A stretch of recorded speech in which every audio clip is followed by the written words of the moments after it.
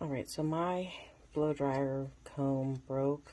Of course, some of the teeth fell off, and then the ring that it goes on, it won't stay on while you're blow drying. So I had to get a replacement. Throw this out.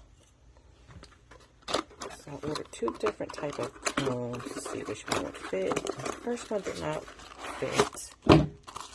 This one, let's see. Alright, so the inside has these things bend so it adjusts to multiple types of hair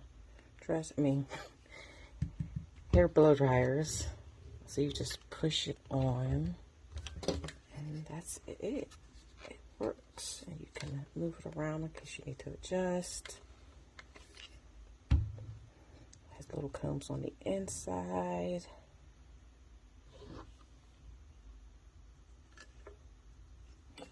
And my blow dryer is an Andis blow dryer model. Can't see, but it's model HVS-1, and I will put the link to this blow dryer in the description below.